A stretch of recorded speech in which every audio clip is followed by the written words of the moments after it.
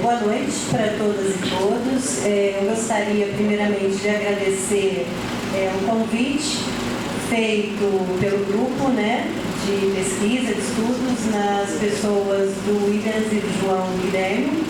Agradecer muitíssimo a Júlia pela mediação, parabenizá-la pela mediação dessa mesa e agradecer aos organizadores e organizadoras do evento por termos uma mulher mediando essa mesa.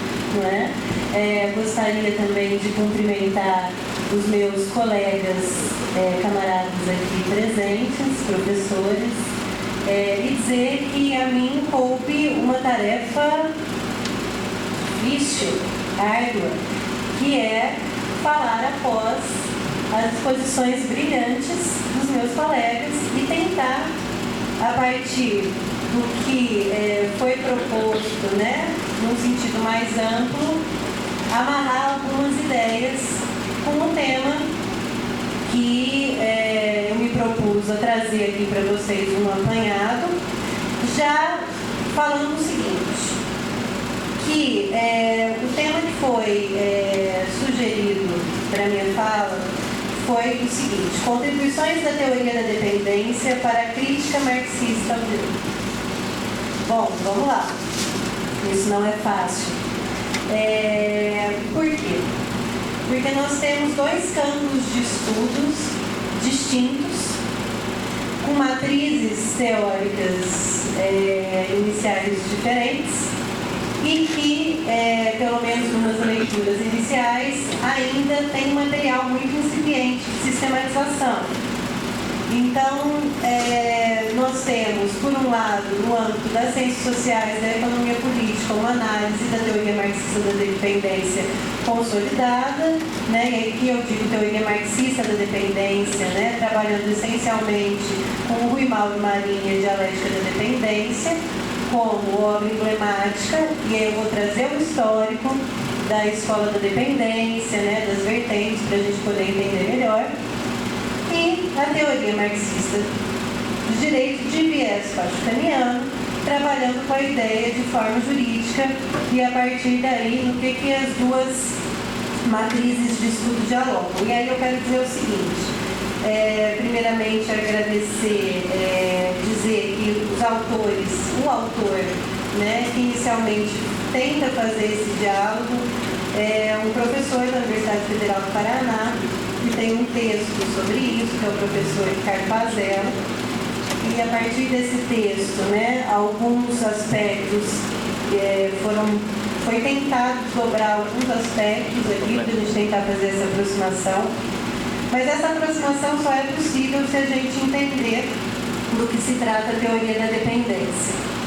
E aí eu acho que a gente vai dialogar muito com a fala do César.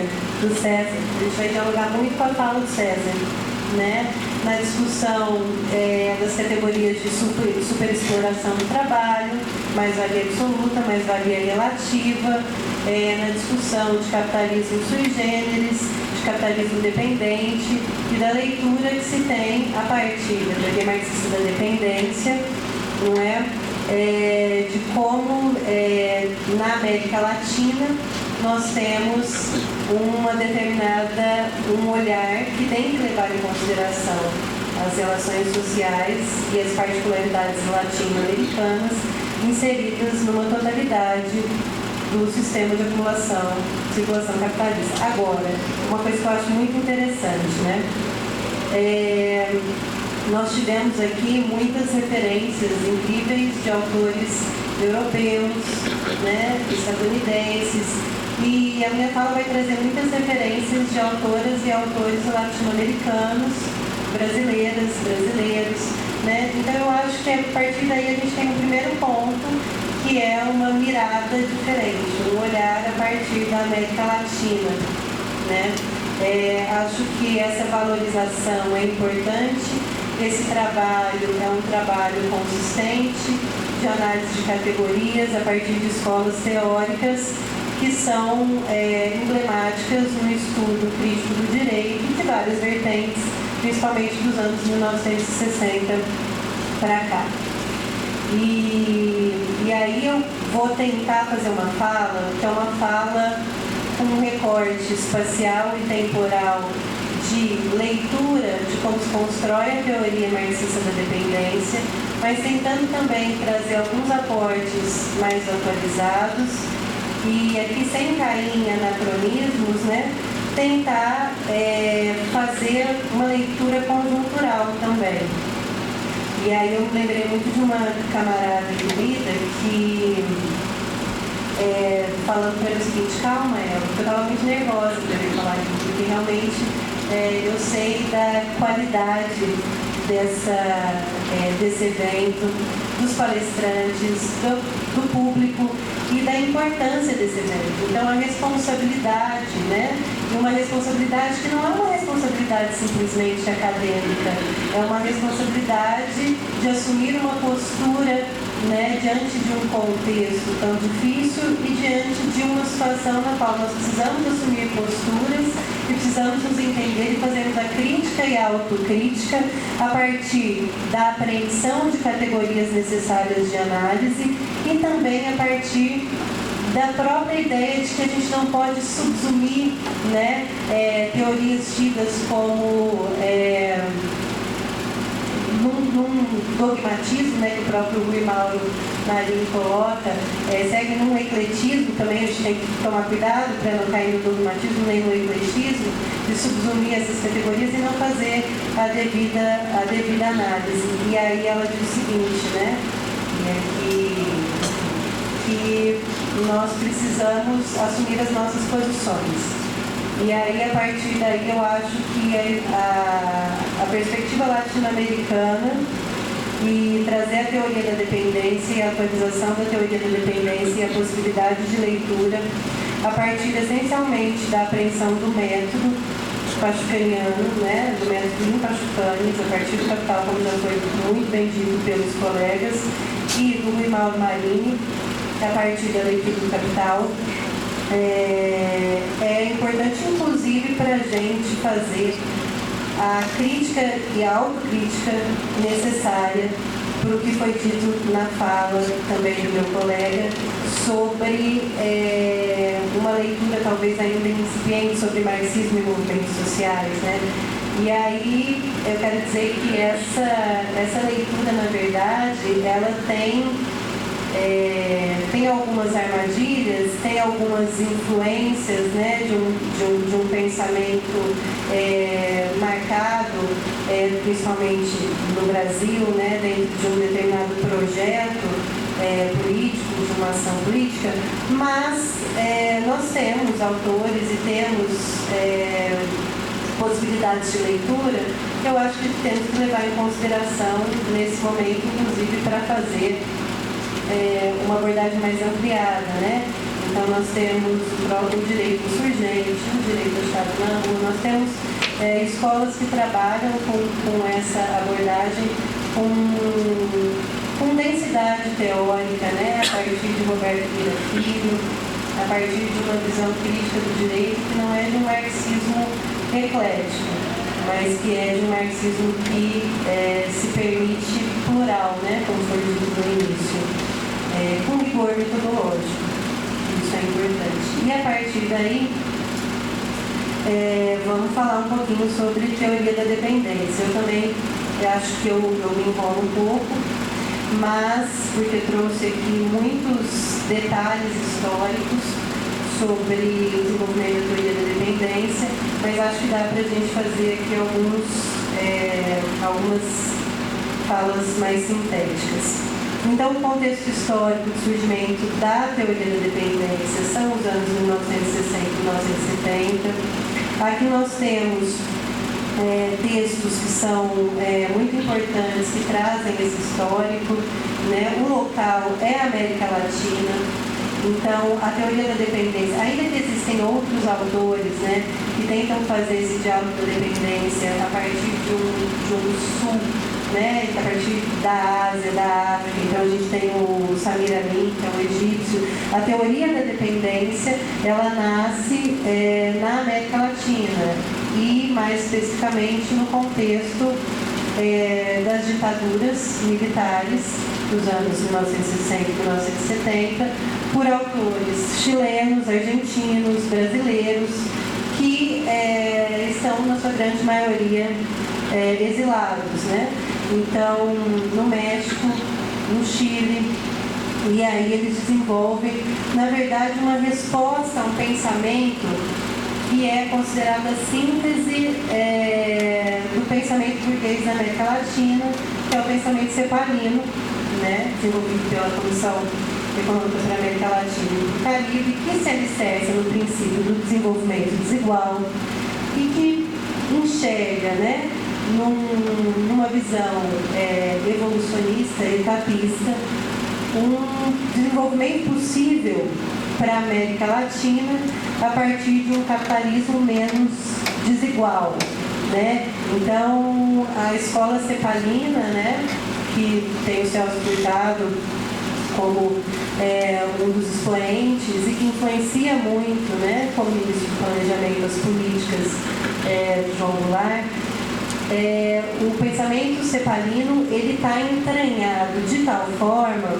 né, no pensamento, à época, que, e aí é importante lembrar que a CEPAL nasce na mesma época do FMI e do Banco Mundial, né, eles são criados na mesma época do FMI e do Banco Mundial.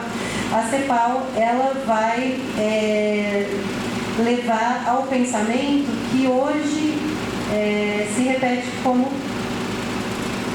né, o Ulrich fala como farsa, que é um pensamento pensado numa aliança, né, entre capital externo, burguesia nacional e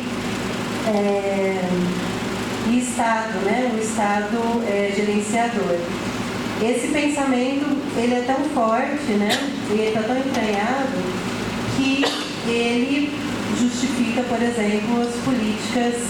E aí eu acho que a gente tem que fazer um exercício, e que é um exercício proposto de uma maneira não muito sutil, mas acho que necessária, de superar um pensamento, e aí a importância de fazer análise de conjuntura dentro dessa análise, de superar um pensamento polarizado, né, e dicotômico que vê como a crítica como ao neodesenvolvimentismo, né, e as políticas sociais desenvolvidas nos últimos 15 anos como uma crítica agora que fragmenta, né, uma crítica que não leva à união dos. Na verdade, essa crítica é necessária.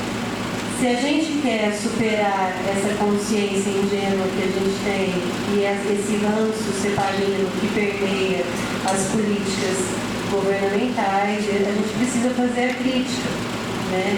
E essa crítica vem, e a teoria da dependência tem um papel primordial nisso, porque essa crítica, ela é uma crítica sustentada na teoria da dependência, num conhecimento profundo desse pensamento cepalino, né? O Rui Mauro Marini, a gente vai trabalhar aqui com ele é um sociólogo mineiro de Barbacena, que passa por um processo de formação em Direito e em Ciências Sociais, fica um tempo na França estudando as relações entre Brasil e Europa e se aproxima muito do pensamento cepalino. O pensamento cepalino é um pensamento balizador de toda a escola dita progressista naquele momento, né? Final da década de 40, dos anos 50. E aí o Rui Mauro e outros, né, vão dizer o seguinte: não, essa visão evolucionista e etapista é uma visão equivocada. Na verdade, o que a gente tem no Brasil a gente tem que analisar a partir de uma ideia de totalidade, né, com rigor metodológico. E aí vem o primeiro ponto, né, onde ele diferencia a ortodoxia, a eruditismo, o dogmatismo, diz o seguinte: com o melhor do método, a gente vai analisar que, na verdade, nós vivemos um capitalismo sui generis. O que seria esse capitalismo sui generis, ou capitalismo dependente? E aí, a teoria marxista da dependência, e aqui no texto, né, emblemático, que é a dialética da dependência do Guimarães Marinho, ele vai rechaçar o princípio do desenvolvimento desigual. Eles vão rechaçar a ideia de um capitalismo menos desigual e vão colocar a inevitabilidade de se superar o capitalismo de uma nova base que se supere a exploração do trabalho, que se supere o Estado gerenciador da burguesia, que se supere as relações que são colocadas de acumulação. E aí, o Guimarães coloca o seguinte: nós temos países centrais e países periféricos. Como essa relação funciona? Né? Países periféricos, eles vão chegar a ser países centrais? Nunca, porque desenvolvimento e subdesenvolvimento são faces de uma mesma moeda. Porque quanto mais os países centrais avançam tecnologicamente, quanto mais os países centrais crescem, quanto mais temos o vislumbre da mais-valia relativa, né, nesse incremento de produtividade, nós temos nos países periféricos um movimento de superexploração da força de trabalho, e aí tem uma diferença, né, de superexploração. Alguns autores mais recentes colocam a necessidade de superexploração da força de trabalho. O Marcelo Cartanhol é um deles. Nós temos a superexploração da força de trabalho por meio de uma mais-valia absoluta e a transferência, né, para suprir essa queda no lucro, né, que é a mola propulsora da acumulação do capital. Então eu tenho essa transferência da periferia para o centro, sempre. É assim que esse mecanismo funciona, não tem como funcionar de uma outra maneira, né? E aí tem um ponto que tem um professor da UFSC que levanta, que é interessante, que inclusive é um texto que eu li muito recentemente, que essa leitura, né, de exclusividade da mais-valia absoluta como pressuposto da superexploração do trabalho na teoria marxista da dependência e no Guimarães Marinho, especificamente, ela está equivocada.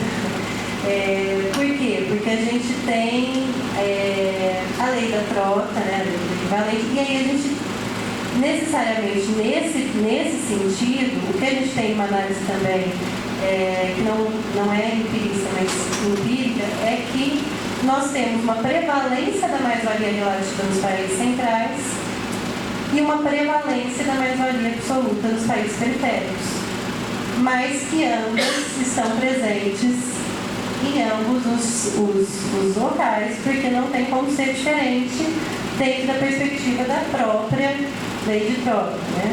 A minha fala, gente, é sério mesmo. Eu estou tentando dialogar com vocês de uma maneira muito simples e com conceitos assim que não tem nada de simples ou simplórios, mas que eu parto, né, do princípio que, como a gente está numa semana de marxismo e direito, a gente tem uma dimensão.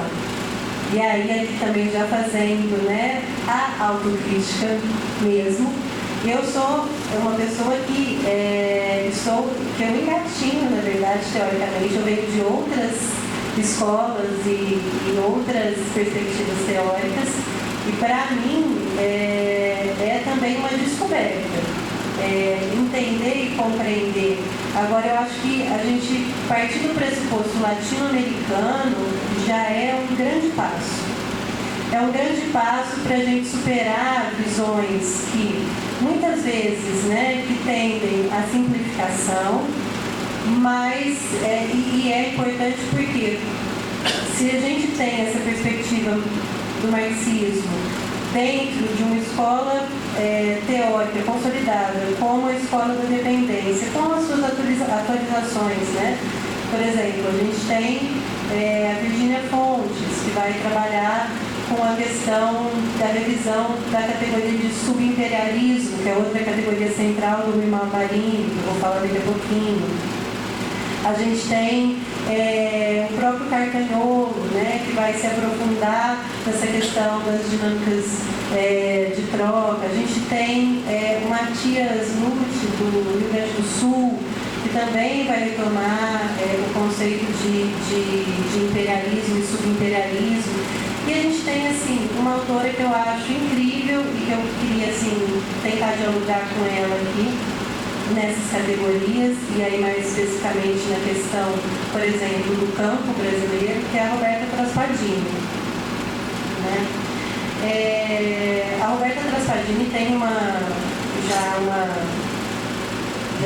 enfim, né, já é uma autora consolidada. Nossa, gente, eu nem comecei a falar dessas categorias ainda.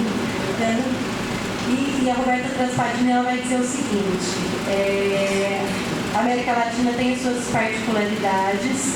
A América Latina, ela tem que ser vista dentro, né, da totalidade, mas dentro dessas particularidades, vamos analisar, por exemplo, a relação dentro da categoria subimperialismo, as transnacionais, e como, por exemplo, as transnacionais vinculadas à produção do campo, né, transgênicos, agrotóxicos, etc., transformam a terra deixa de ser renda, a terra passa a ser uma mercadoria direta de especulação dessas transnacionais. A abertura que se tem para essas transnacionais, né? Hoje ela coloca o que interessa, o que a América Latina é interessante para os países centrais. E aí eu até peguei alguns dados do que a América Latina é interessante. Né? A América Latina tem recursos naturais, a América Latina tem muitos recursos naturais. A América Latina, ela se alicerça numa superexploração do trabalho, obviamente, para manter essa dinâmica. Sim, nós temos hoje novos mecanismos de superexploração do trabalho, sem dúvida nenhuma, inclusive com expropriação de direitos, né? Porque o trabalhador, ele passa a ter que comprar a saúde, a educação, enfim, ele tem os seus direitos expropriados. Tem um estudo da Sara Graneman, do Rio de Janeiro, que trabalha nesse aspecto, vinculando a questão da Previdência, né, dentro do sentido da expropriação e do esvaziamento da Previdência. E aí, o que interessa a América Latina hoje? O que sempre interessou, né? Nós temos uma mercadoria estratégica de valorização direta do capital agrário mundial, as transnacionais, que hoje 5 grandes transnacionais controlam 50% do mercado, não é? Então nós temos um avanço aí dos oligopólios. Nós temos 42% da reserva de prata do mundo, 38% de cobre, 33% de estanho, 65% de lítio, isso em termos mundiais. Então nós temos aqui grandes reservas, né? O que leva também a um questionamento sobre o interesse em relação às legislações sobre mineração, né?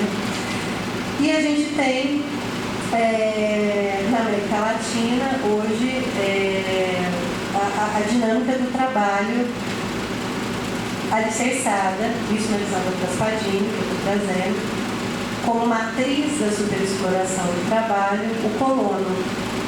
Né?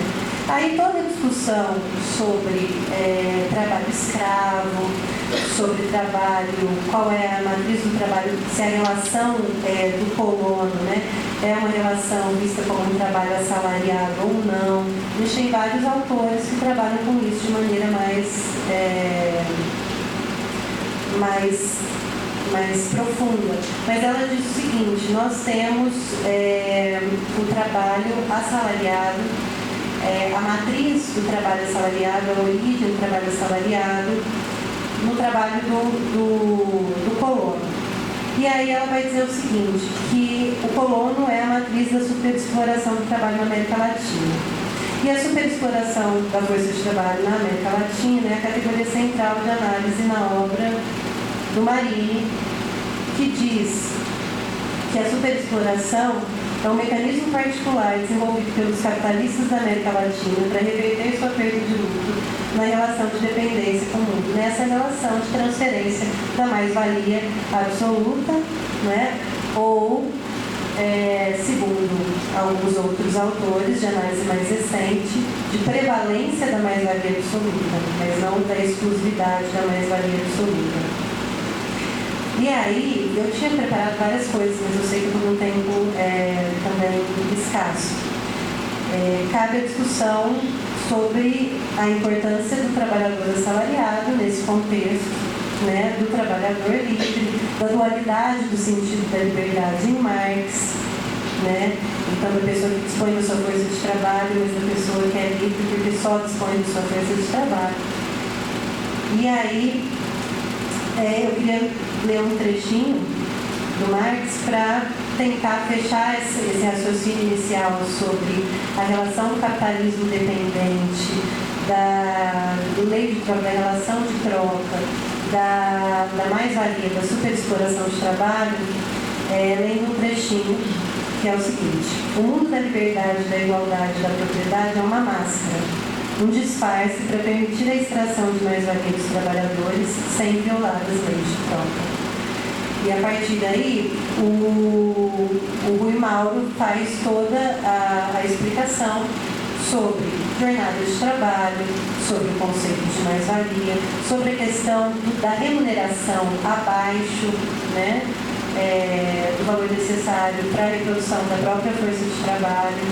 E aí, o que eu acho que é interessante? Porque eu acho que tudo isso não tem sentido se a gente não fizer os vínculos necessários, né, com a nossa realidade brasileira e latino-americana. Eu não comecei nem a falar sobre isso, mas enfim.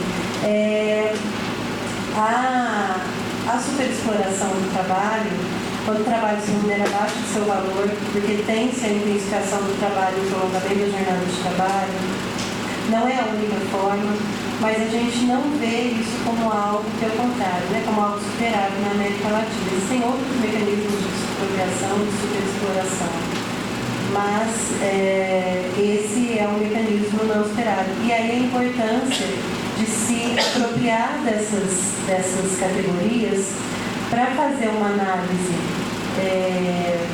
da precarização do trabalho, para fazer uma análise mais ampliada de conjuntura, para fazer uma análise de, nossa, por que o pensamento cefarino, já tão criticado pelos teóricos marxistas da independência na década de 60 e 70, ainda está entranhado no nosso modus operandi das políticas sociais, né? Por que a gente tem essa dificuldade da ruptura e por que se faz mais do que nunca necessária a construção de espaços como esse e um diálogo necessário que evidencie com rigidez, com rigor teórico, mas com também uma visão crítica da realidade e autocrítica, uma necessidade da gente entender quais são as vinculações possíveis.